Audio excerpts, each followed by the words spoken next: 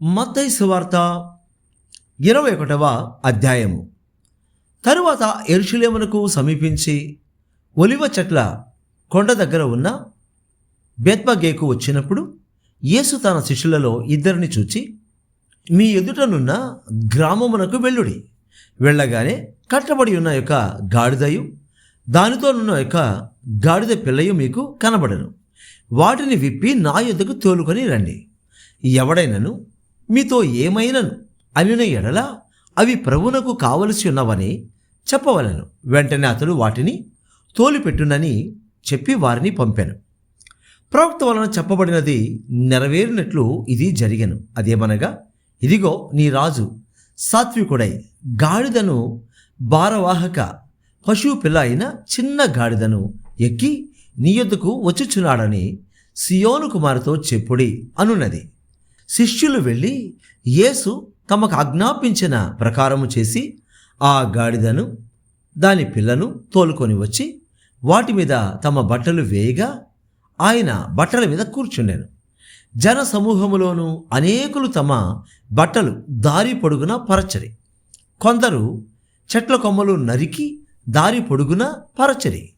జన సమూహములలో ఆయనకు ముందు వెళ్ళుచుండిన వారును వెనుక వచ్చుచుండిన వారును, దావీదు కుమారునికి జయము, ప్రభు పేట వచ్చువాడు స్తుతింపబడునుగాక, సర్వోన్నతమైన స్థలములలో జయము అని కేకలు వేయిచుండిరి. ఆయన యెరూషలేములోనికి వచ్చినప్పుడు పట్టణమంతయు ఈయన ఎవరో అని కలవరపడాను. జనసమూహము ఈయన గలిలయలోని నజరేతు వాడగు ప్రవక్త అయిన యేసు అని చెప్పిరి. యేసు దేవాలయంలో ప్రవేశించి క్రయ విక్రయములు చేయువారినందరినీ వెళ్ళగొట్టి రూకలు మార్చువారి బెల్లలను గువ్వలమ్మ వారి పీఠములను పడద్రోసి నా మందిరము ప్రార్థనా మందిరం అనబడును అని వ్రాయబడినది. అయితే మీరు దానిని దొంగల గుహగా చేసిడి వారనేను. గురుడివారును కుంటివారును దేవాలయంలో ఆయన యుద్ధకు రాగా ఆయన వారిని స్వస్థపరచెను. కాగా ప్రధాన యాజకులను శాస్త్రులను ఆయన చేసిన వింతలను, దావీదు కుమారునికి జయమని దేవాలయంలో కేకలు వేయుచున్న చిన్నపిల్లలను చూచి కోపంతో మండిపడి, వీరు చెప్పునది వినుచున్నావా అని ఆయనను అడిగిరి. అందుకు యేసు, వినుచున్నాను. బాలుర యొక్కయు చంటి పిల్లల యొక్కయు నోట స్తోత్రము సిద్ధింపజేసేదివి అను మాట మీరు ఎన్నడూ చదవలేదా అని వారితో చెప్పి వారిని విడిచి పట్టణము నుండి బయలుదేరి బేతనేకు వెళ్ళి అక్కడ బస చేశాను. ఉదయమందు పట్టణమునకు మరలా వెళ్ళుచుండగా ఆయన ఆకలిగొనెను. అప్పుడు త్రోవ ప్రక్కన ఉన్న యొక్క అంజూరపు చెట్టును చూచి దాని యొద్దకు రాగా దాని యందు ఆకులు తప్ప మరి ఏమీ కనబడలేదు గనుక దానిని చూచి, ఇక మీదట ఎన్నటికి నీవు కాపు కాయకుందువుగాక అని చెప్పాను. తక్షణమే అంజూరపు చెట్టు ఎండిపోయాను. శిష్యులది చూచి ఆశ్చర్యపడి అంజూరపు చెట్టు ఎంత త్వరగా ఎండిపోయేనని చెప్పుకొనిరి. అందుకు యేసు, మీరు విశ్వాసము కలిగి సందేహపడకుండిన ఎడల ఈ అంజూరపు చెట్టునకు జరిగిన దానిని చెవిట మాత్రమే కాదు, ఈ కొండను చూచి నీవు ఎత్తబడి సముద్రములో పడవేయబడుదువు గాకని చెప్పినడల అలాగు జరుగునని మీతో నిశ్చయముగా చెప్పుచున్నాను. మరియు మీరు ప్రార్థన చేయనప్పుడు వేటిని అడుగుదురో అవి దొరికినవని నమ్మినడల మీరు వాటినన్నిటినీ పొందుదురని వారితో చెప్పాను.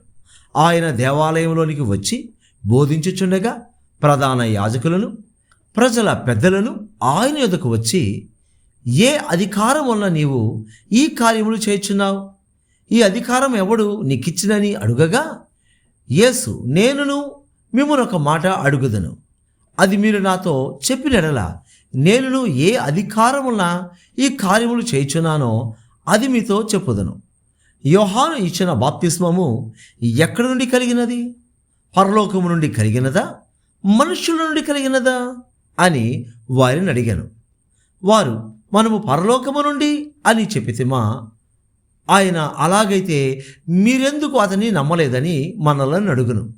మనుషుల వలనని చెప్పితిమా, జనులకు భయపడుచున్నాము. అందరూ యోహానును ప్రవక్త అని ఎంచుచున్నారని తమలో తాము ఆలోచించుకొని మాకు తెలియదని యేసునకు ఉత్తరమిచ్చరి. అందుకు ఆయన, ఏ అధికారం వల్ల ఈ కార్యము నేను చేయుచున్నానో అది మీతో చెప్పను. మీకేమి తోచుచున్నది? ఒక మనుషునికి 2 కుమారులుండిరి. అతడు మొదటి వాని యొద్దకు వచ్చి, కుమారుడా, నేడు పోయి ద్రాక్ష తోటలో పని చేయమని చెప్పగా వాడు పోను అని ఉత్తరం ఇచ్చాను. గాని పిమ్మట మనసు మార్చుకొని పోయాను. అతడు 2వ వాని యొద్దకు వచ్చి ఆ ప్రకారమే చెప్పగా వాడు, అయ్యా, పోదునన్నెను గాని పోలేదు. ఈ ఇద్దరిలో ఎవడు తండ్రి ఇష్టప్రకారం చేసిన వాడని వారిని అడిగాను. అందుకు వారు, మొదటివాడే అనిరి. యేసు, సుంకరులను వేశ్యలను మీకంటే ముందుగా దేవుని రాజ్యములో ప్రవేశించుదురని మీతో నిశ్చయముగా చెప్పుచున్నాను. యోహాను నీతి మార్గమున మీ యొద్దకు వచ్చెను, మీరు అతనిని నమ్మలేదు. అయితే సుంకరులను వేశ్యలను అతనిని నమ్మిరి. మీరు అది చూచి అతనిని నమ్ముచున్నట్లు పశ్చాత్తపడకపోతిరి. మరి ఒక ఉపమానం వినుడి. ఇంటి యజమానుడు ఒకడుండెను. అతడు ద్రాక్ష తోట నాటించి దాని చుట్టూ కంచె వేయించి అందులో ద్రాక్షల తొట్టి తొలిపించి గోపురము కట్టించి కాపులకు దాని గుత్తకిచ్చి దేశాంతరము పోయెను. పండ్ల కాలము సమీపించినప్పుడు పండ్లలో తన భాగము తీసుకుని వచ్చుటకు ఆ కాపుల యొద్దకు తన దాసులను నంపగా ఆ కాపులు అతని దాసులను పట్టుకొని ఒకని కొట్టిరి, ఒకని చంపిరి, మరి ఒకని మీద రాళ్ళు రువ్విరి.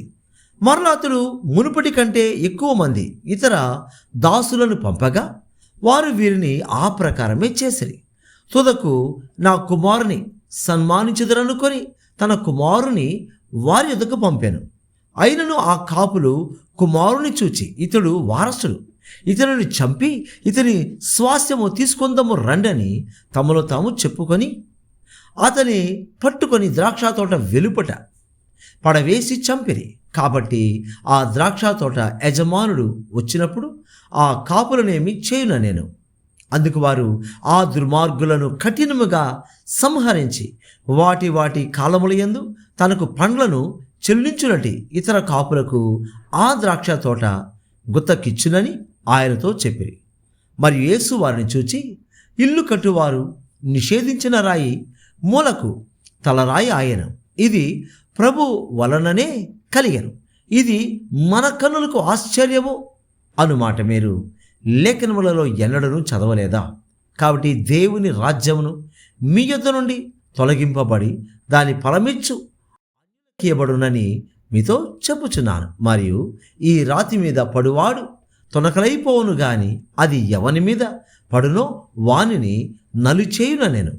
ప్రధాన యాజకులను పరిసయ్యులను ఆయన చెప్పిన ఉపమానములను విని తమను గూర్చే చెప్పినని గ్రహించి ఆయనను పట్టుకొన్న సమయము చూచుచుండేది. గాని జనులందరూ ఆయనను ప్రవక్తయని ఎంచురి గనుక వారికి భయపడిరి. మత్తయి సువార్త 22వ అధ్యాయము. యేసు వారికి ఉత్తరం ఇచ్చుచు తిరిగి ఉపమాన రీతిగా ఇట్లా నేను, పరలోక రాజ్యము తన కుమారునికి పెండ్లు విందు చేసిన యొక్క రాజును పోలి ఉన్నది. ఆ పెండ్లి విందుకు పిలువబడిన వారిని రప్పించుటకు అతడు తన దాసులను పంపినప్పుడు వారు రానొలక పోయిరి. కాగా అతడు, ఇదిగో నా విందు సిద్ధపరుచున్నాను, ఎద్దులను క్రొవ్విన పశువులను వధింపబడినవి, అంతయు సిద్ధముగా ఉన్నది, పెండ్లి విందుకు రండని పిలువబడిన వారితో చెప్పుడని వేరే దాసులను పంపెను. గాని వారు లక్ష్యము చేయక ఒకడు తన పొలమునకును మరొకడు తన వర్తకమునకును వెళ్ళిరి. తక్కిన వారు అతని దాసులను పట్టుకొని అవమానపరిచి చంపిరి. కాబట్టి రాజు కోపపడి తను దండ్లను పంపి ఆ నరహంతకులను సంహరించి వారి పట్టణము తగులబెట్టించెను.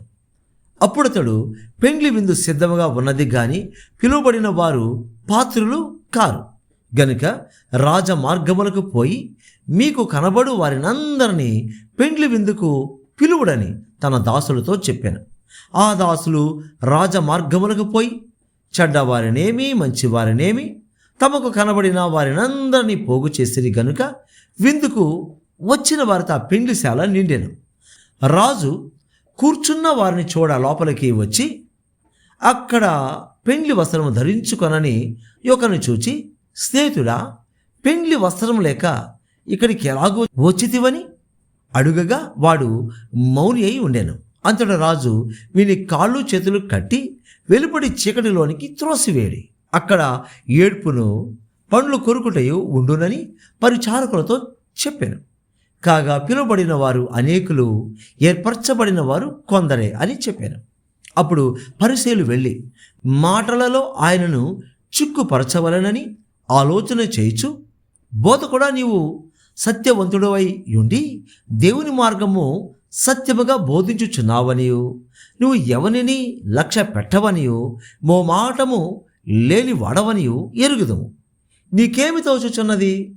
కైసరుకు పన్నిచ్చుట న్యాయమా కాదా? మాతో చెప్పుమని అడుగుటకు హేరోదీయులతో కూడా తమ శిష్యులను ఆయన యొద్దకు పంపిరి. యేసు వారి చెడుతన మెరిగి, వేషధారులారా, నన్నెందుకు శోధించుచున్నారు?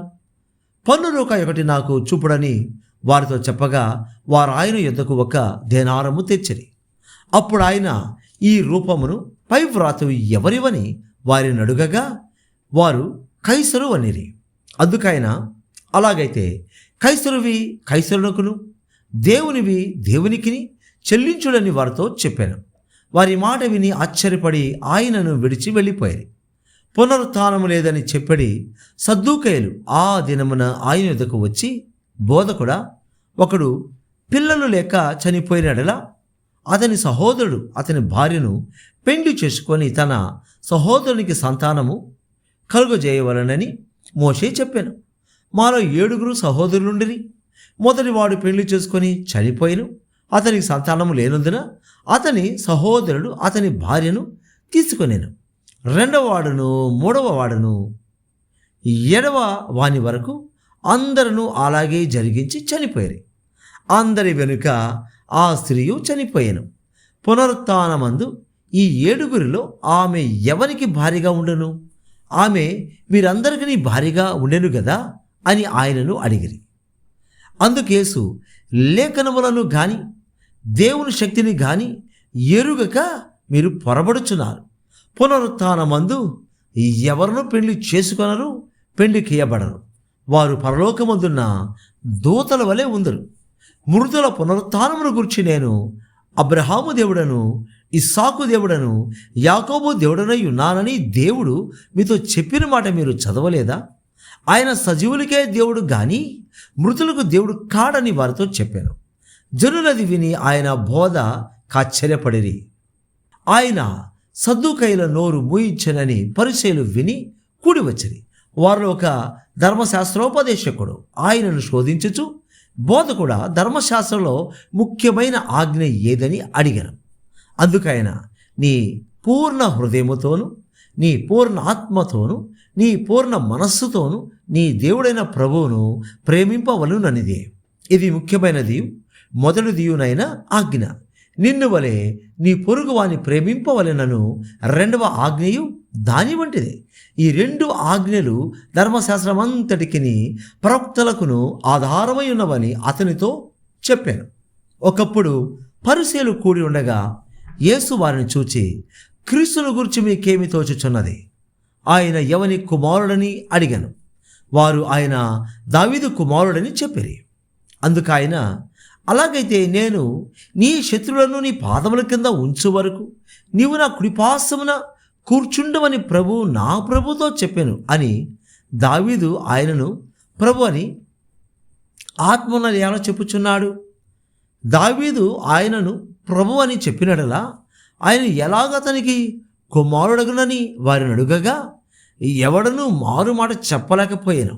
మరియు ఆ దినము నుండి ఎవడనూ ఆయనను ఒక ప్రశ్నయు అడుగా తెగింపలేదు.